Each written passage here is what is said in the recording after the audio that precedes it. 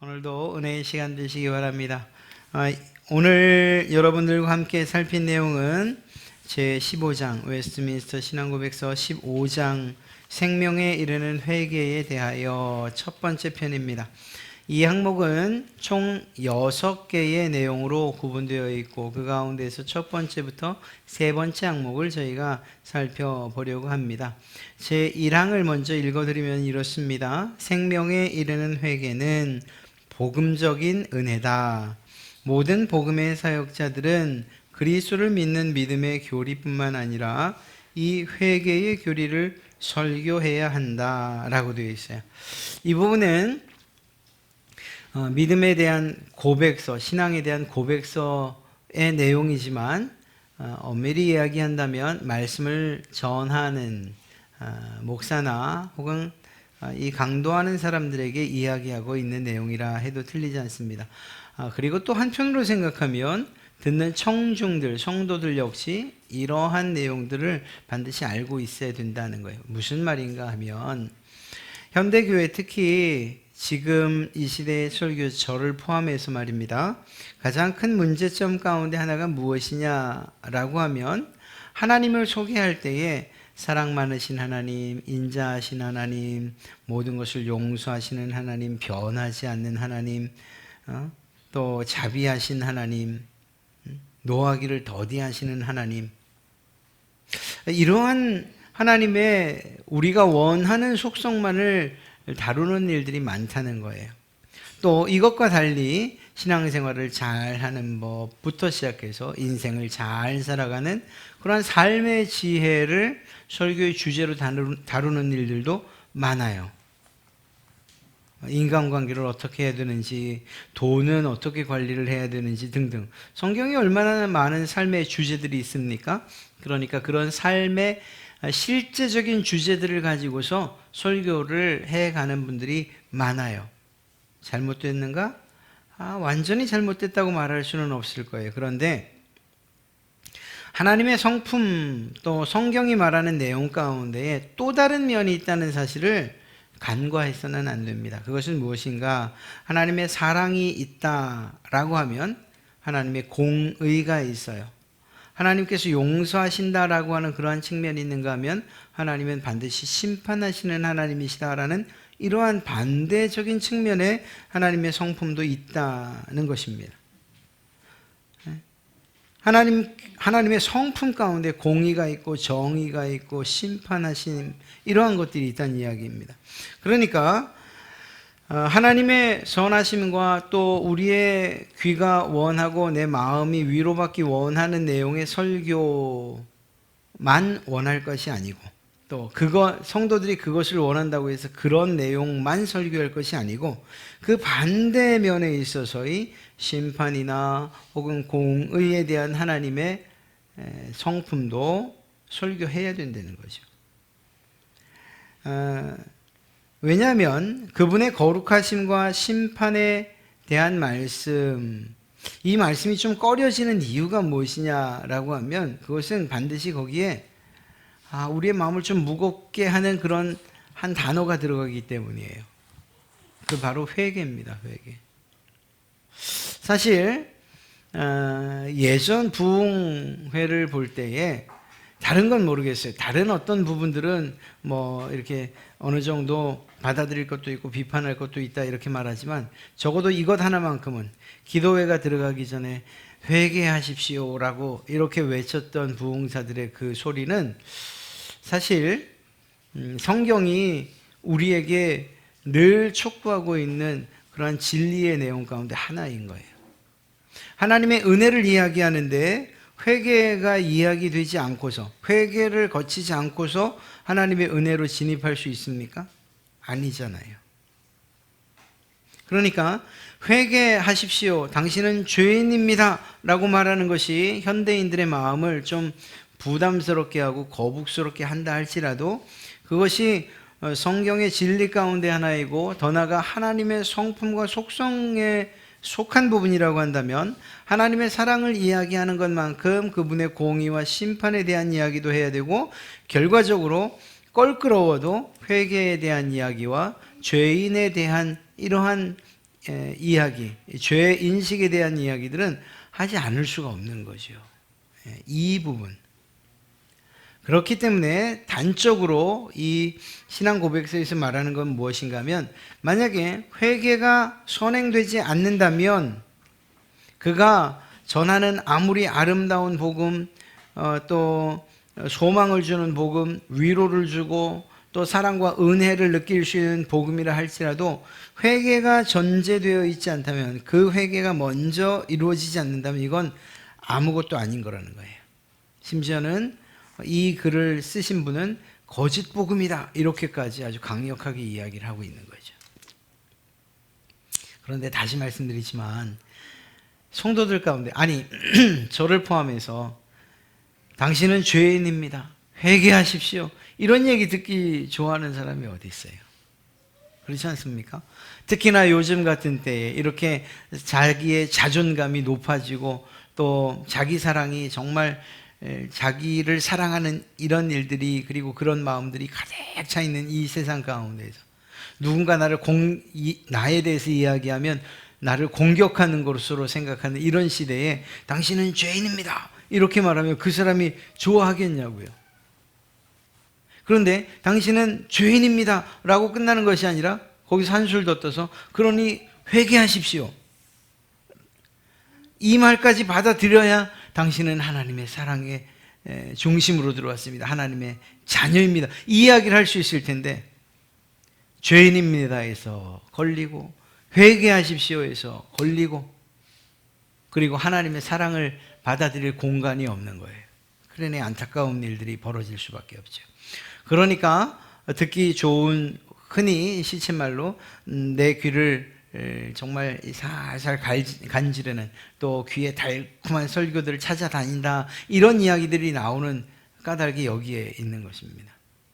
그러다 보니까 설교를 하는 사람도 그냥 좀 평범한 설교, 이렇게 누군가를 지적질하는, 요즘에 막 누군가를 이 어른들이, 뭐 젊은 사람들이나 또 자기보다 지위나 연령에 있어 낮은 사람들을 막 지적질하면 아이고 꼰대, 뭐 꼰대 이러잖아요. 이 목사들이 꼰대가 되기 싫은 거죠. 그러니까 죄 있습니다, 회개하십시오, 이런 말들을 하기가 쉽지 않은 거예요. 그러나 성경은 반드시 이 회개에 대해서 이 회개의 중요성을 이야기하고 있고, 이 회개라는 것을 거쳐서 이것이 선행되어질 때만 참된 복음 안으로 진입할 수 있다라고 이야기하고 있습니다. 그래서 할 수 있다면 저도 이런 부분들에 대해서 놓치지 않으려고, 그래서 우리의 죄들을 좀 단도직입적으로 우리가 죄인인, 그리고 또 회개해야 됩니다라고 이렇게 말은 하지 않지만, 그러나 우리가 죄인인 이유들과 또 죄인됨을 인식하게 하는 그러한 이야기들을 여러분들에게 종종 하는 이유가 또 거기에 있어요. 이런 것들은 결국 우리가 하나님께로 나가는 한 관문이기 때문에 이 회개의 문을 거치지 않고서 그 다음 단계로 진입한다는 것은 불가능한 일이기 때문입니다.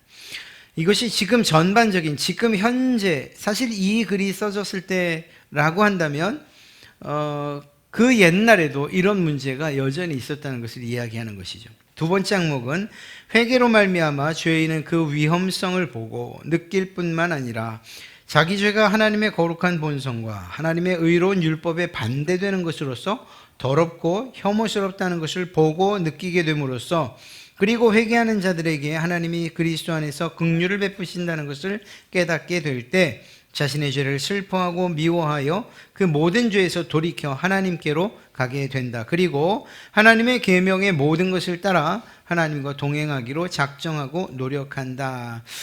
밑줄 친 내용들만 보시면 회개를 통해서 우리가 얻게 되는, 보게 되는, 느끼게 되는 것, 그것을 알 수가 있으실 겁니다.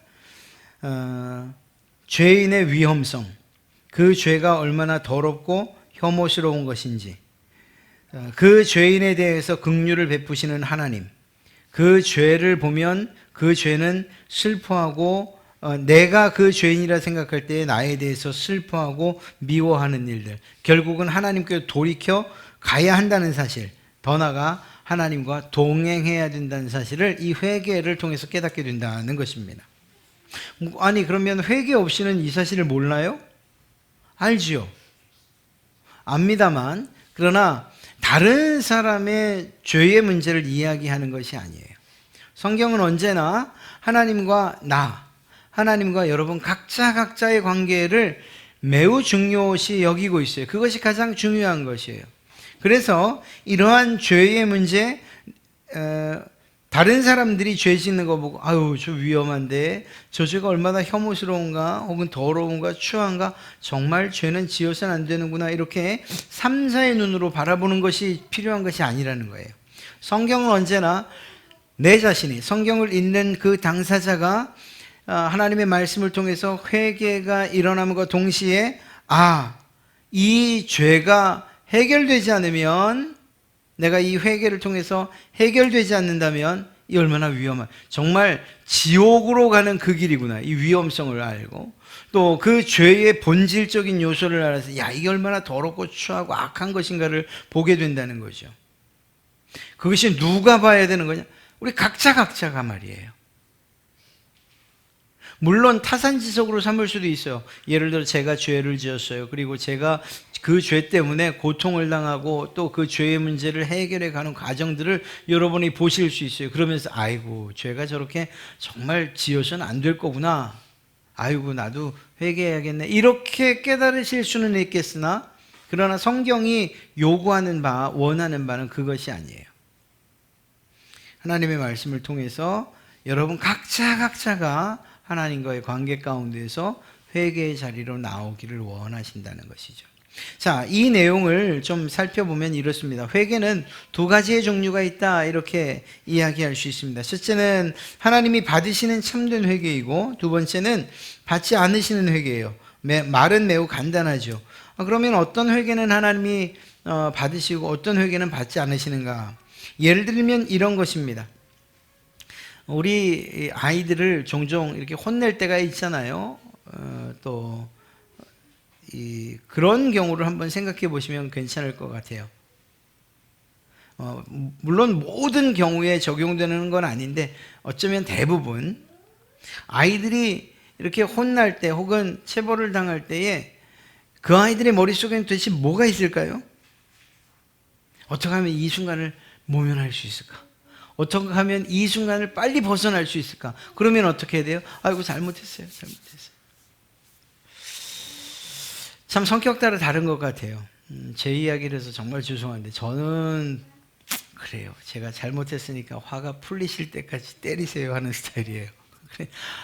그냥 한 대 맞으면 아이고 잘못했습니다라고 무릎 꿇으면 되는데 이게 지금 생각해 보니까 아빠가 되고 보니까 이게 아버지가 내가 그렇게 나 스스로는 그렇게 생각을 했는데 이게 오기를 부리는구나 이렇게 생각했을 수 있겠다는 생각이 이제서 들어요. 근데 저는 그랬어요. 그래 내가 잘못했으니까 맞아야지. 화가 풀리실 때까지 때리세요. 이런 세리 아프단 소리도 별로 안 하고 그냥 참는 거예요. 그냥. 근데 저희 둘째는요 매를 들기만 하면 주랭랑을 치는 스타일이에요. 우리 아이들 가운데는 막내가 주로 그랬어요. 막내가 매를 들면 그냥 일단 그 붙잡고 매달려요. 신기한 건 덜 맞아요. 그러면 제가 그걸 보면서 뭘 생각하는가 하면 사실 제가 이 죄를 심각하게 내가 잘못한 것을 인지하고 그리고 인정했다 이걸 얘기하는 게 아니라 대부분은 그 매로부터 그 체불로부터 어떻게 하면 빨리 벗어날 수 있을까라는 게 생각하는 전부라는 거예요. 다시 말해서 이게 내가 지금 맞는 게 아버지 말에 순종하지 않아서 이렇게 하라는 것을 하지 않아서 그러니까 내가 정말 잘못했구나. 맞아도 싸우나. 그래 맞자. 이렇게 생각하는 일은 사실은 아이들 입장에서는 거의 없다니까요. 그냥 빨리 덜 맞고 일이 끝났으면 좋겠는 거예요. 그러니까 제일 먼저 나오는 게 잘못했어요. 제가 다시는 안 그럴게요. 이게 나오는 거예요. 우리의 회개가 정말 그렇다면 단순하게 내가 경험하고 있는 어려운 상황들 또 문제들로부터의 해결 때문에 그것으로부터 빨리 벗어나기 위해서 잘못했어요. 그냥 용서해 주세요. 라고 하는 것이라면 이런 회개에 대해서 하나님이 기뻐하시겠는가 하는 걸 묻는 겁니다. 하나님께서 받으실 만한 참된 회개, 또 받지 않으시는 회개, 그것에 대한 이해를 드리기 위해서 방금 그러한 예를 든 거예요. 어떤 분들은 이렇게 이야기를 해요. 목사가 설교를 통해서 성도들을 섬긴다고 할 때에 청중들의 자존감을 높일 수 있는 주제 혹은 내용을 다뤄야 하며, 우리가 첫 번째 항목에서 봤던 내용입니다. 사람들이 자신에 대해서 가치 없다고 느끼도록 해서는 안 된다. 그러니까 누군가를 위로하고 격려하고 힘주고 사랑한다 말하고, 하나님이 당신을 사랑합니다. 당신의 힘이 되시고 반석이 되시고 소망이 되십니다. 어려운 가운데서 힘내십시오. 일어나십시오. 이런 이야기들, 이런 이야기들, 이런 설교들만 해야 된다라는 그러한 주장이 있는데, 그것에 대해서 여러분은 어떻게 생각하십니까? 이게 필요 없다고 말할 수는 없겠죠. 저도 그렇게 생각해요. 아니, 이것이 필요 없다는 이야기를 하는 게 아니에요.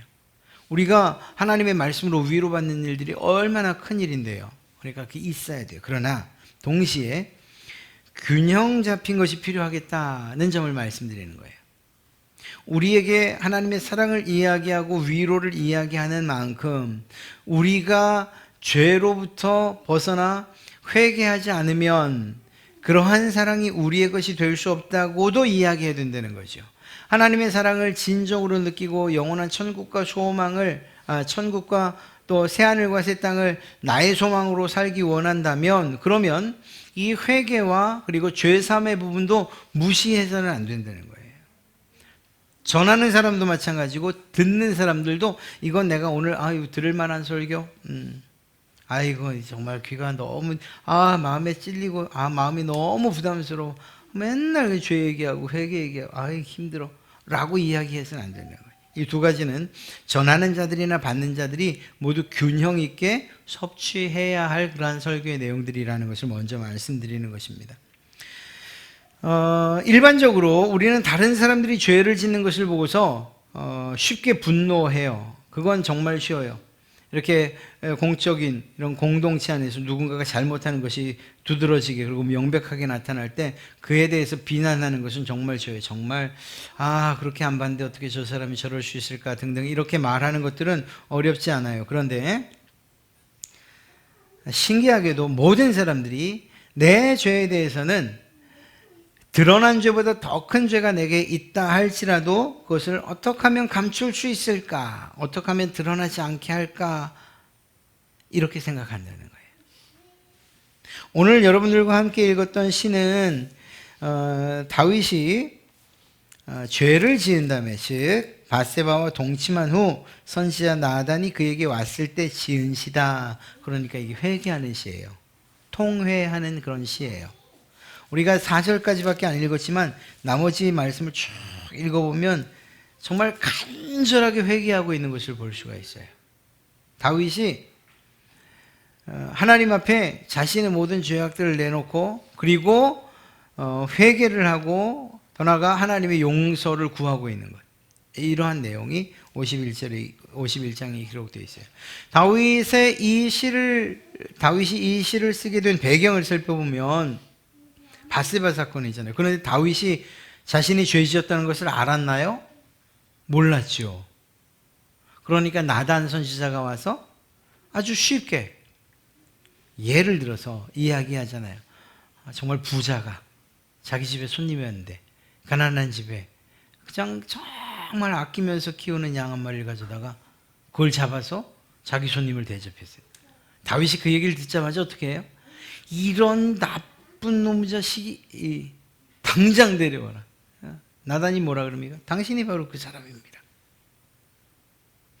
하나님께서 당신에게 모든 것을 주셨는데 어떻게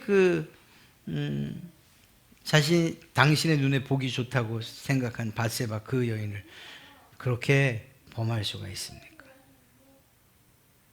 그러니까 보세요. 이야기 속에서 들려지는 나쁜 놈, 또 정말 죄의 값을 치러야 될 사람을 다윗이 정확하고 그리고 분명하게 봤죠. 이런 나쁜 그놈을 당장 데려와라 이렇게. 그런데 실제로 자기가 그 죄를 지었다는 사실에 대해서는 짐짓 알지 못하는 양, 잊어버린 양, 죄가 아닌 양 그렇게 생각을 하고 있었잖아요. 이 다윗만 그런 것이 아니라 사실은 우리 모든 사람들의 속성이 그래요. 다른 사람의 것은 크게 보고 내 것은 작게 보고.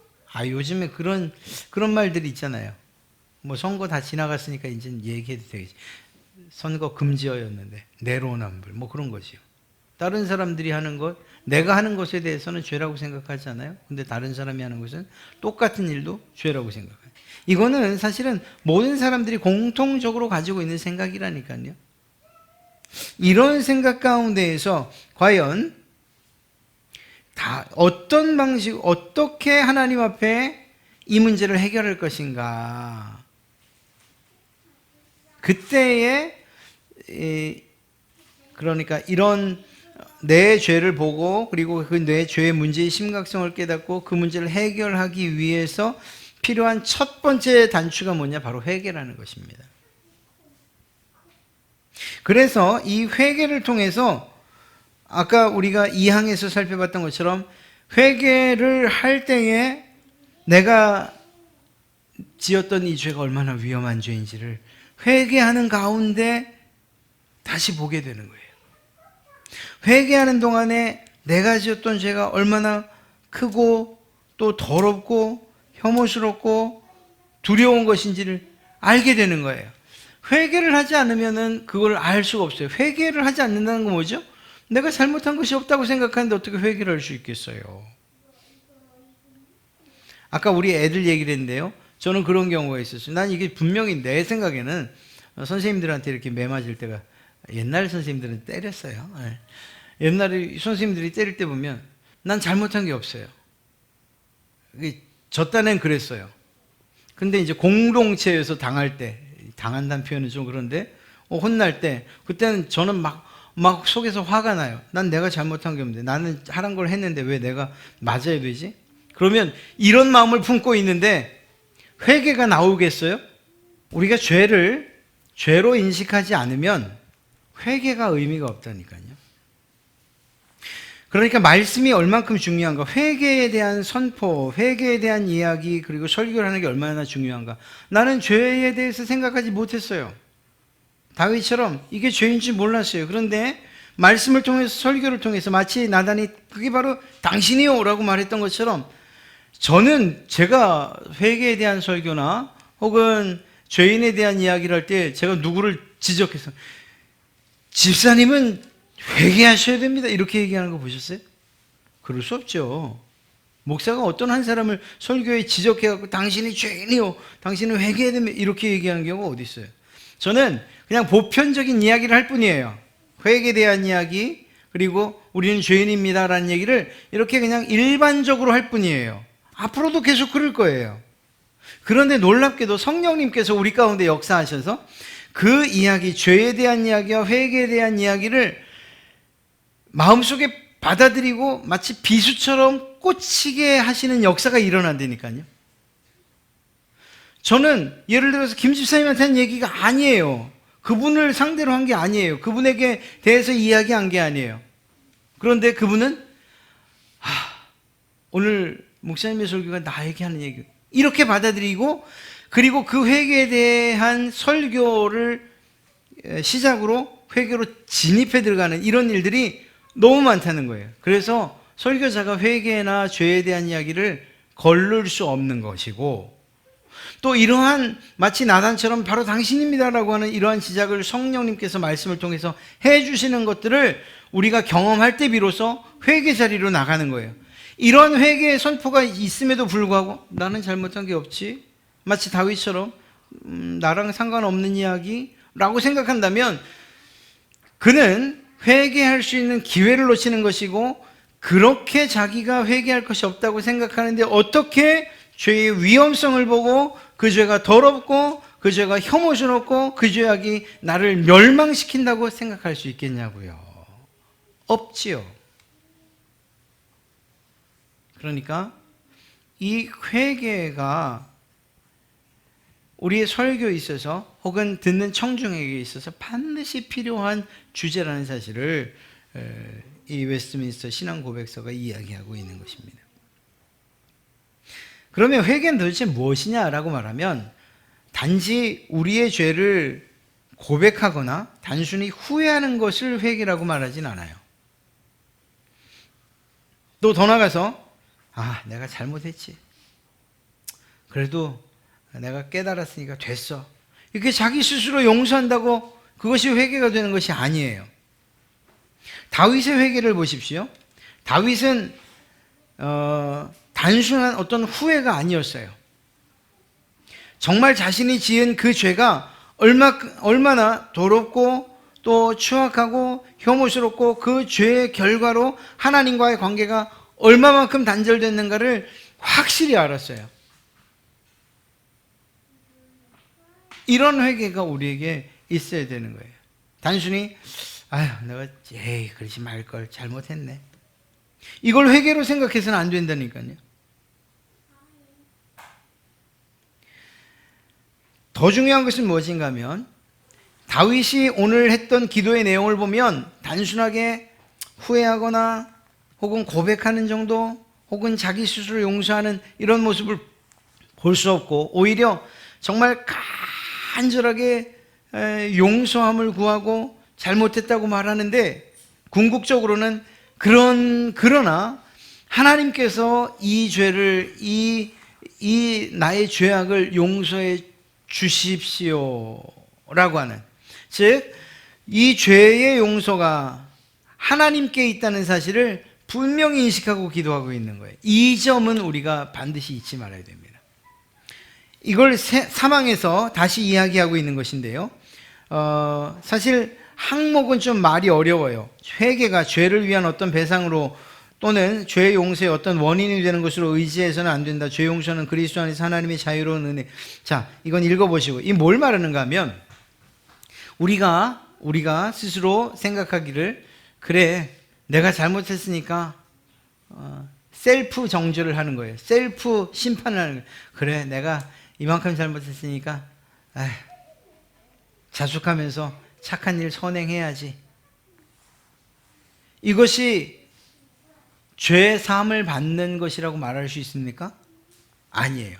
왜냐하면 이 죄의 대상이 바로 하나님이시기 때문에 하나님에게 용서를 받아야 되는 거예요. 그래서 우리가 할 수 있는 것은 회개밖에 없는 거예요. 회개를 하는 것이 죄 사함 받는 것이거나 회개가 구원은 아니에요. 앞서 말씀드린 것처럼 회개는 우리의 죄를 보게 하는 것이고 그 죄의 결과가 어떤가 하는 것을 깨닫게 하는 것, 그것뿐이에요. 그리고 더 나간다면 내가 이젠 다시 죄 짓지 않고 하나님과 동행하는 삶을 살겠습니다. 거룩한 삶을 살겠습니다 하고는 하는 다짐에 불과해요. 회개에 대한 반응으로서의 죄의 용서는 오직 하나님께 있는 거예요. 예를 들어서 그러실 리는 없으나 우리가 회개를 했어요. 하나님 정말 잘못했습니다. 용서해 주십시오. 그런데 하나님께서 그러실 일 없습니다.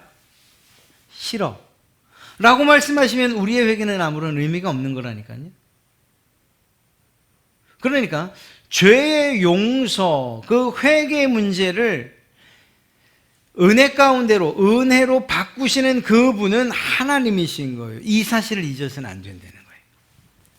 이 사실을 잊으면 어떤 방식이 어떤 일들이 일어나느냐, 옛날 천주교 혹은 가톨릭에서 있었던 면죄부나, 그거 뭐예요?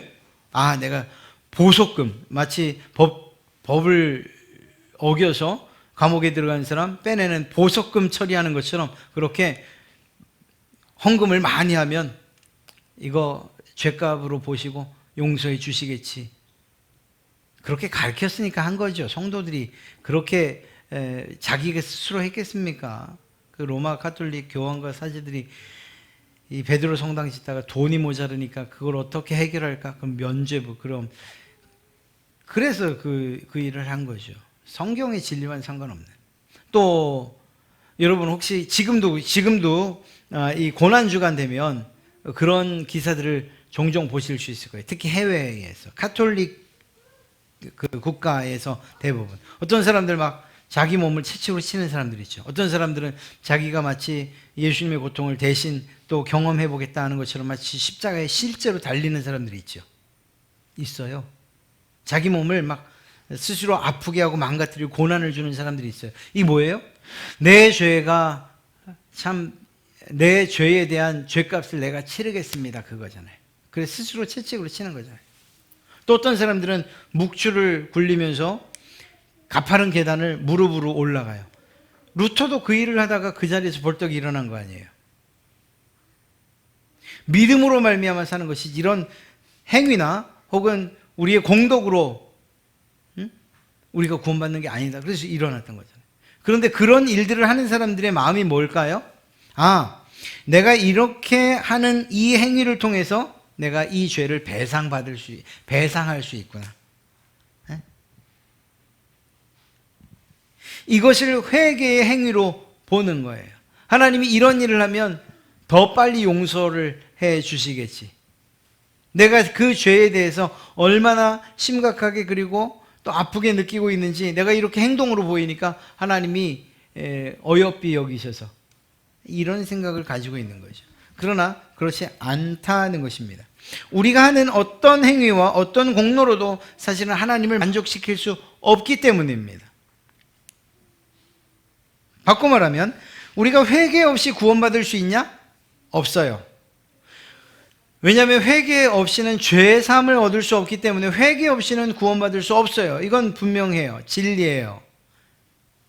그런데 이 회개 자체가, 회개한다는 것 자체가, 그리고 앞서 말씀드린 것처럼 내가 지금 회개하고 있습니다를 몸으로 나타내는, 스스로 자기의 몸을 채찍질한다거나 스스로 십자가에 못 박히고 스스로 고난을 당해서 무릎을 꿇고 계단을 올라간다거나 또 스스로 자원해서 죄값으로 어떤 보석금을 내듯이 이런 헌금 행위를 한다거나 하는 이런 회개 자체는 구원에 아무런 근거도 없다니까요.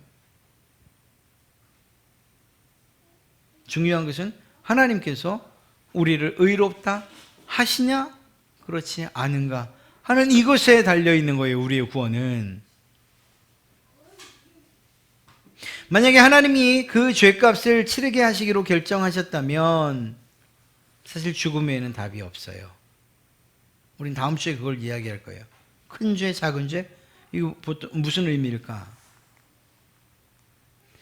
이런 것하고 같아요. 하나님은 너 죄를, 그러니까 하나님께서 정해놓으신 법은 죄를 지었으면 죽는 거예요. 그런데 제가 좀 약아서 이거 내가 먼저 납작 엎드리면 하나님이 죽음까지는 선언하지 않으시겠지. 그래서 내 몸을 스스로 치고 상처를 내고 피를 보고 무릎을 꿇고 가는 거예요. 하나님, 날 용서해 주십시오. 이거 아까 제가 말씀드렸던 어떤 예랑 비슷하지 않아요? 어린아이가 내가 정말 잘못한 게 뭔지 깨닫지도 못한 채 그냥 바짓가랑 붙잡고 매 붙잡고 용서해 주세요. 정말 그때는 아버지가 물어요. 뭘 용서해야 돼? 너 뭘 잘못했는데 그때 이제 뭐라고 대답도 못해요. 마치 그런 모습으로 우리가 하는 어떤 공로를 마치 회개인 양 그렇게 생각하고 있지 않느냐 그거예요. 그것은 성경이 말씀하는 진리가 아니에요. 죄의 사함은 하나님의 영역이에요. 만약에 정말 우리가 그 죄값을 치르기를 원한다면 우린 죽는 것 외에는 다른 방법이었어요. 사랑하는 성도 여러분, 회개 정말 중요한 거예요. 근데 회개 자체가 단순하게 내가 실수한 걸 인정하거나 고백하거나 아니면 후회하는 그런 정도가 아니라니까요.